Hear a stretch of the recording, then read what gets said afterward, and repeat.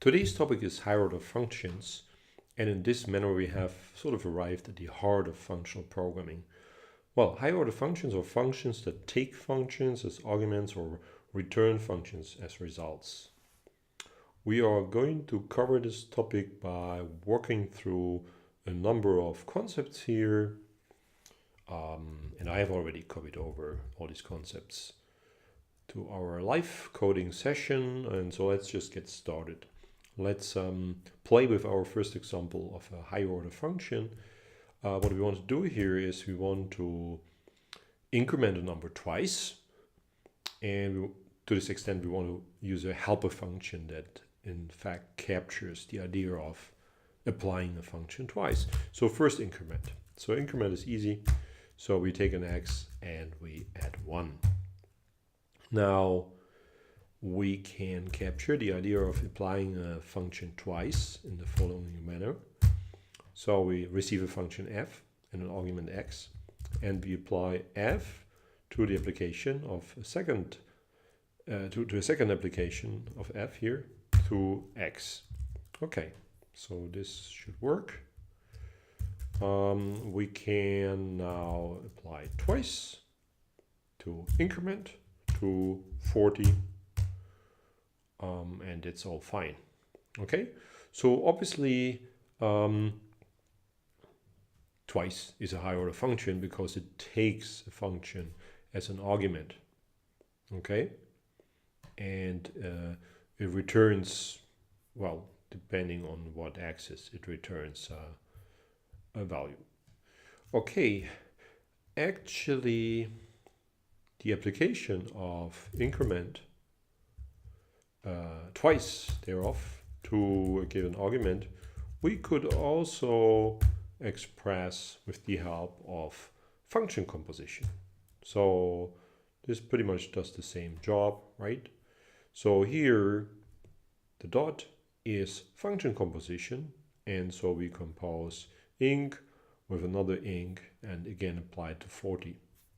So which, by the way, we can also use here to rewrite this definition of twice. Okay, so we don't need to take the x explicitly because we really just need to compose two functions here. Well, it happens to be the same function. So not just do we receive a function argument, no, the result of twice is now also a function. Okay. So we can also do something to make increment look more concise, and this way we come to the second topic, which is closely related to higher order functions. That is, there is no need here to really take the x. We can just form a partial application of addition. So this is basically the prefix form of addition, whereas here we use the infix form of addition. And we just say, okay, increment is the same as using addition with the argument, with one argument being 1.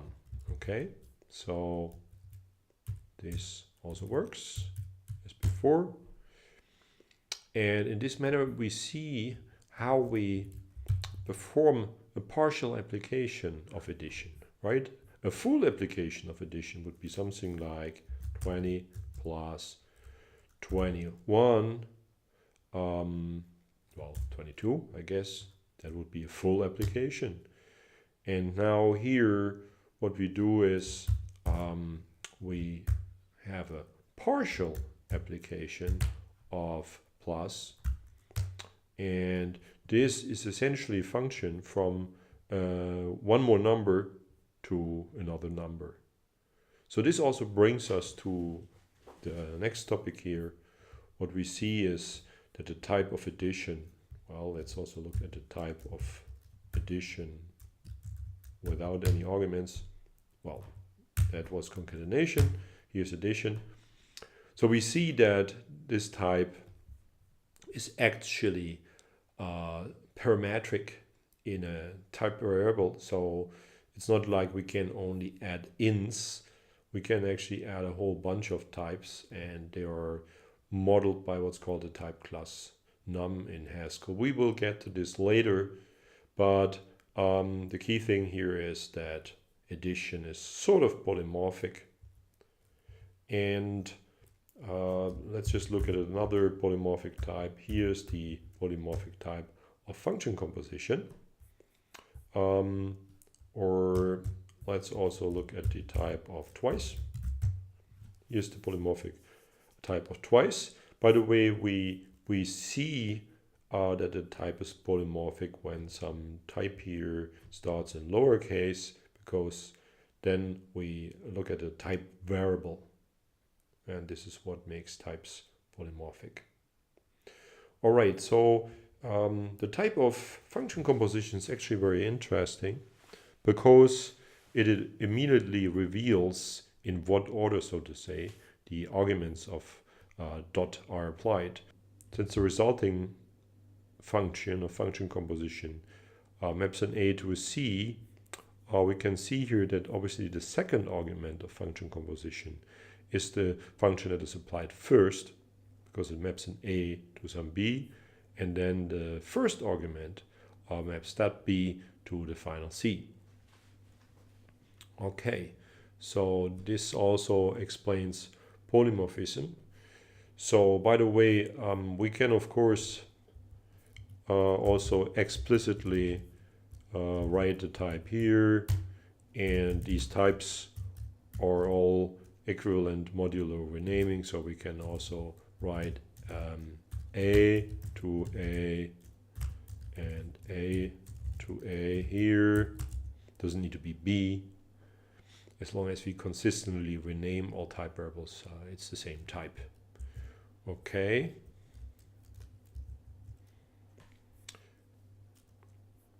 Right, we were also showing the type of concatenation, and this can be used like this. Or it can also be used like this. So that it means it can be used on strings, which are lists of characters, and it can be used on a list of numbers. Okay, so this is just another nice example of a polymorphic function. Okay, so now we've got some basic idea about what it means to be a higher order function and what it means to be a polymorphic function. So higher order and polymorphic functions, they show up in particular very naturally in the context of list processing. So let's start with a function that is not higher order and that is not polymorphic, and then let's factor it so that we understand the deeper structure. So for example, we could have a function inclist which takes a list of ints and returns a list of ints. And as the name suggests, we want to increment all elements in the list. So if you have an x here and x is there, then what we do is we increment x and we recursively increment the list x's. Okay, so far so good. So we can apply increment list to 1, 2, 3, and we should see 2, 3, 4. Now, of course, this function is, it contains, if you like, boilerplate code, in the sense that we're doing things that we are likely to do all the time in very similar situations. So what we do here is we say, okay, if we got the empty list, we return the empty list. And then what we say here, if we got the non-empty list, well, then we do something with the head of the list. And then we recursively process with the same function the tail of the list, and then we just put together these two results. As you can imagine, there are tons of functions that are like this. I mean, just imagine you want to instead decrement all elements of the list, then you start to write essentially the same function, and just that you here in this place you will write something else. Okay, also works. Deck list 1, 2, 3. We got as a result. Now the map function is a higher order function that allows us to capture the commonality of these situations. So let me show this. So we can use map and apply it to inc, and then apply it to this list, and we get exactly the same result as with the inc list function, except that we didn't need to even define any function. We could just right away reuse our per element increment function, and that's it. And so of course the question is, how does this map look like? How can we define it? Well, in order to define it, we should actually remove it from the import list. So, because it's of course in Haskell's prelude, so if you want to go and define it ourselves, we better hide it. So map, as we see in this example, takes a function and takes a list. And of course, if we apply it to the empty list, we get the empty list. If we apply map to the non-empty list, then what we do is we apply the argument function f to x, and we apply map f to the rest of the list. Okay, so let's just see that it still works. Yes, and we can also look at the type of map. This is the type of map. So let's copy it here. Well, and actually let's make it nicer. So we replace T1 by A and T by B, makes it a little bit more readable. So now it's clear what happens. Given a function from A to B, and given a list of A's, we return a list of B's. Well, with increment, we didn't even exploit the fact that argument and result can be of different types. But let's look at a different example. So let's, for example, say we want to apply odd, which is the predicate for determining whether a number is odd. And we apply to 1, 2, 3, 4, 5. Yes, that also works. So we basically have mapped odd over the list 1, 2, 3, 4, 5, thereby computing Boolean values that describe whether the original elements were odd or not. Right, so this is the map function, and it's quite obviously a higher order function because it takes a function to apply to each element, and then it takes a list and returns a list. It's quite obviously also a polymorphic function because we don't want to be constrained in the element type of the input list and also not in the result type of the per element function here. And by the way, just to make clear that we can define inc list in terms of map, we could also have written inc list prime here, and that's basically the new definition. So we can also give it a name, but maybe we don't even need this new name if you know it's just the application of map. Okay, so of course tag list prime would be something like map tag if we had tag define. So okay, let's just define tag here also.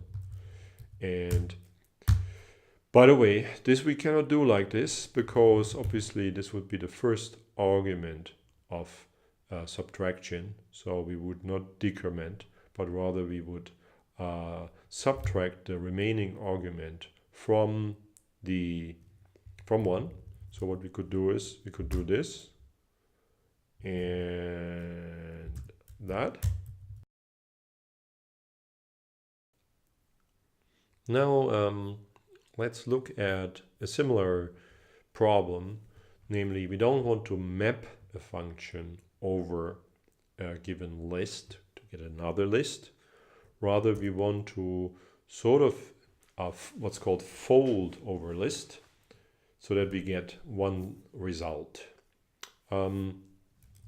Let's again start with a non-higher order, non-polymorphic formulation. So for example, let's say we want to sum up a list of ints,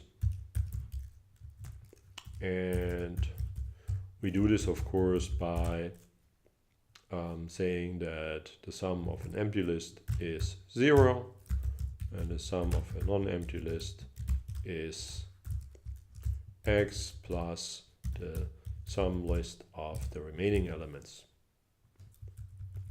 And by the way, just to show you another function that looks very similar, let's also take prod list so that we compute the product of all the elements in the list. And here we assume that the product of the empty list is 1.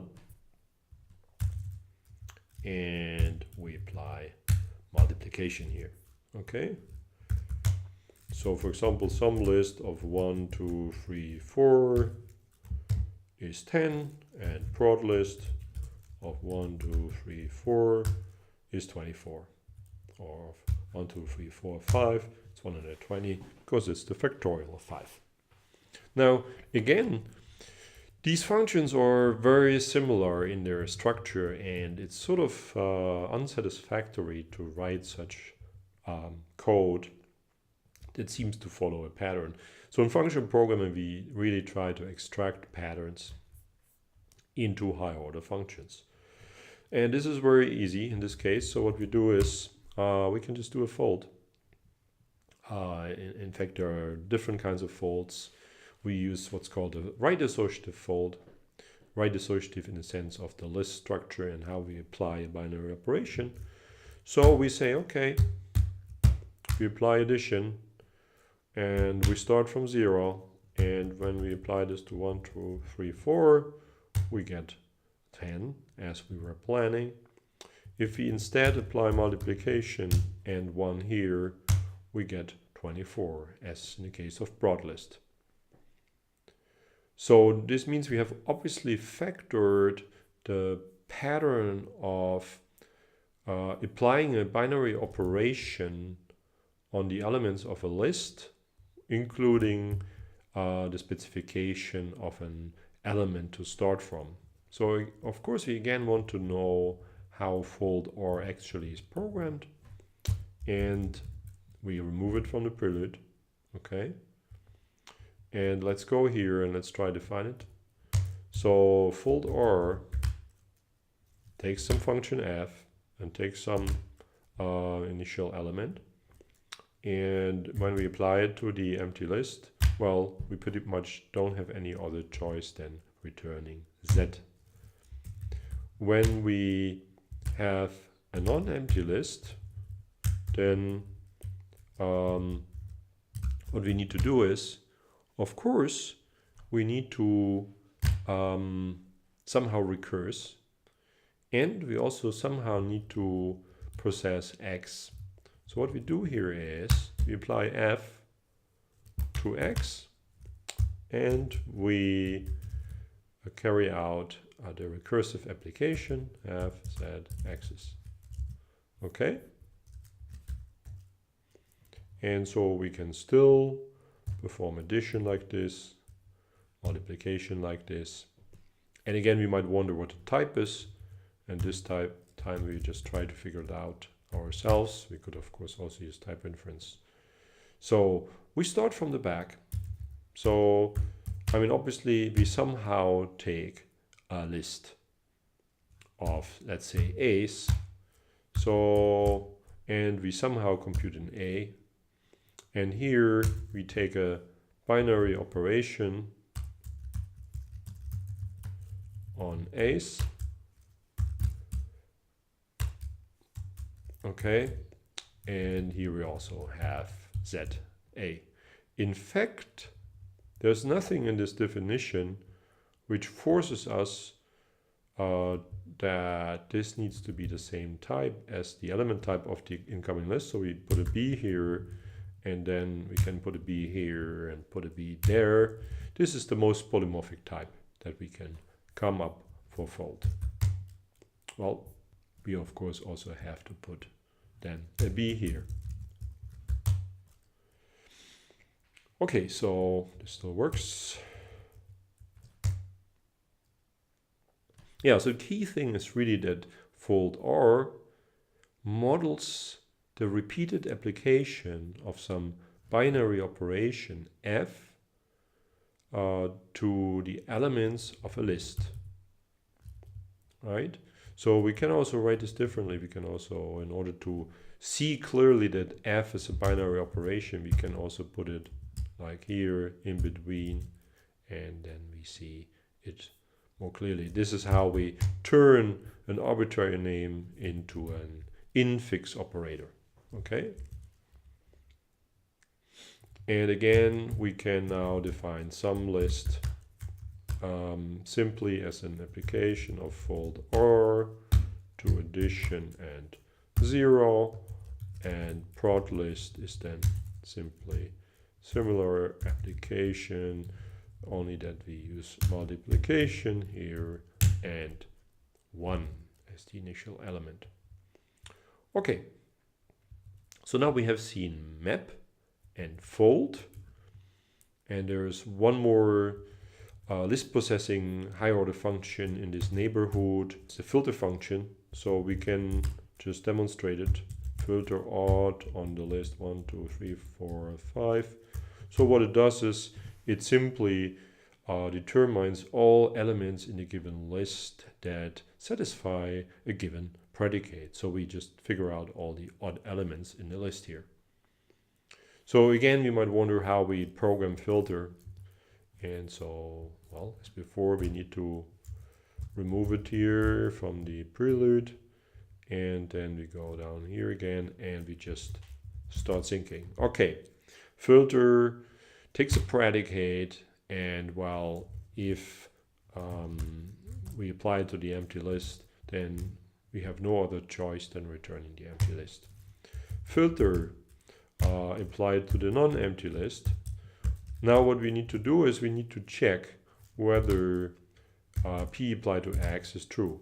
So if this is true, well then obviously x needs to go into the result list, and we need to filter over the rest of the list. If p applied to x is not true, well then we only need to recurse. Okay. Okay, so we can still filter. Now let's first figure out the type. Well, the type is of course that given a predicate from some type A to bool, thus a function, and given some list of A's, we also return a list of A's. Now, we should do something about the fact that filter p axis shows up twice here. Okay. And there's all kinds of clever things we could do. I mean, first of all, of course, we could just factor it. We could have a var binding where we compute it like this, and then we do it like this. This is certainly one option, but actually what we might do instead is we might realize that in all the two cases that we face here, the then branch and the else branch, in the end we have to recursively filter the rest. So what we do is we partially apply cons here, and here we return ID.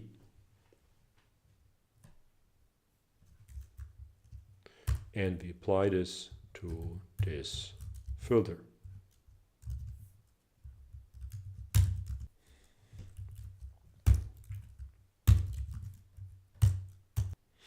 All right, So I mean, this is maybe a little bit too clever factoring here, but it's actually sort of nice because it also involves some higher order programming, right? Because here we have a partial application of cons, so we still lack the tail. And here for the else branch, there's really nothing else to do than to put in the identity function, which means we will just reuse the recursively filtered tail of the list as is. Okay. Yeah, there's actually one more function or family of functions that we should look at. They're concerned with zipping. Let's just demonstrate them. So we can zip a list 1, 2, 3 with another list 4, 5, 6 like this. That is, we form pairs taken from the corresponding positions of the two lists. We can also apply a binary function to those elements. So for example, we could apply addition. So this means we take the sum of 1 and 4, of 2 and 5, of 3 and 6. Okay? So these are also very common functions in list processing because often we need to operate on pairs and in fact on list of pairs. So let's just define them. Okay? Zip. When we have the empty list here and something here, well, then this is just the empty list. If we have something here and the empty list here, then it's just the empty list. If we have x here, x's as well, y here, tail y's, then what we do is we compute the pair x and y, and we recursively zip together x's and y's. Okay, this is the zip function. By the way, we should remove zip and zip with from the prelude. Now, how does the zip with function work? Zip with takes a function, and likewise, when there's nothing left, then we do this. And also here, if there's nothing left, we return the empty list. And if we still have something here and there, then we of course apply f to x and y, and then we recursively zip with f on the tails, x's and y's. Okay. Still do this and that. And we can also figure out how the types are here. So zip obviously takes one list and another list. They don't need to be of the same element type, and returns a list of pairs. And here, very similar, zip with, we take a function from A and B to C. So, and we take a list of A's and a list of B's, and we compute a list of C's. Okay, so in a way, zip with is a much more parametric version of zip. Strictly speaking, zip is not really a higher order function. Zip with quite obviously is a higher order function because we are parametric in what we are doing with the two corresponding elements. Okay. Okay, let's come to the topic of currying and uncurrying. So remember the type of conjunction. It's what we call a curry type because we first take a bool and then we essentially return something of a function type. And so we take the two arguments one by one rather than in a pair. So there is an operation which is called uncurry, which can massage the type so that we now see that this uncurried conjunction essentially takes a pair and returns a bool. So this is not completely useless. So imagine we are facing such a list here of pairs 1, 2, 3, 4, 5, 6. And now let's assume that we want to apply addition to this. So if we just write addition here right away, this will not work. However, if we uncurry addition, then this works. Because obviously, in order to apply to elements of this list, we need an addition that can deal with pairs. And so uncurry is quite useful sometimes. And there's also another operation, which is called curry, which just works the other way around. So we are back to the original type of conjunction.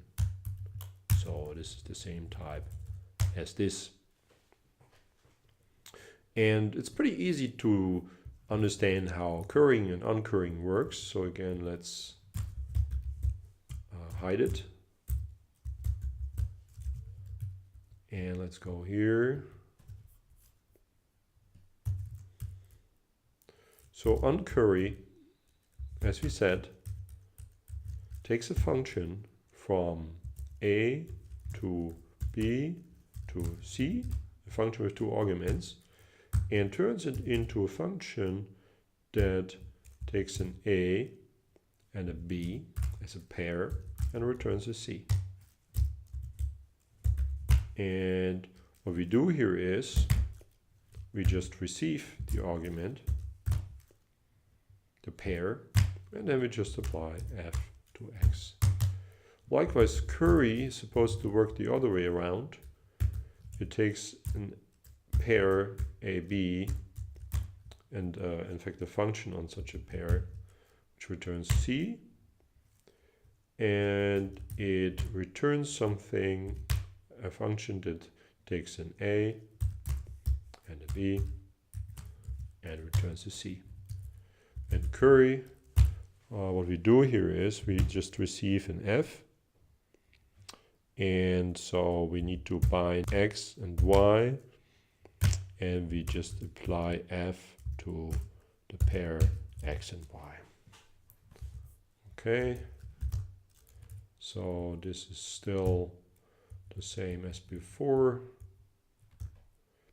Right, this also explains how we can go from functions that take arguments one by one to functions that take their arguments as pairs, or more generally as tuples.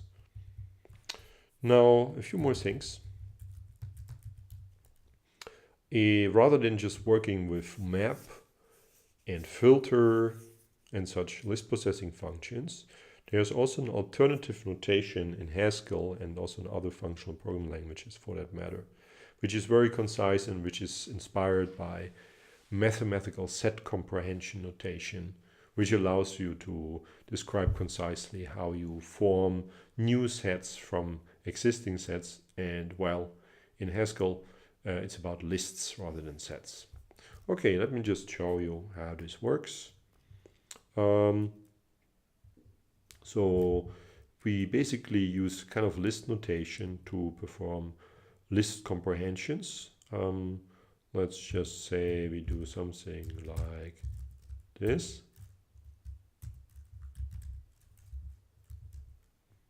This is a very stupid example. What we do here is we say form a list of all the x's where x is drawn from 1 to 3.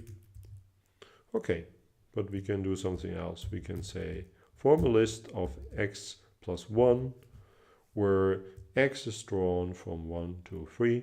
So you see, this is actually a little bit like a map. Now let's add a predicate here.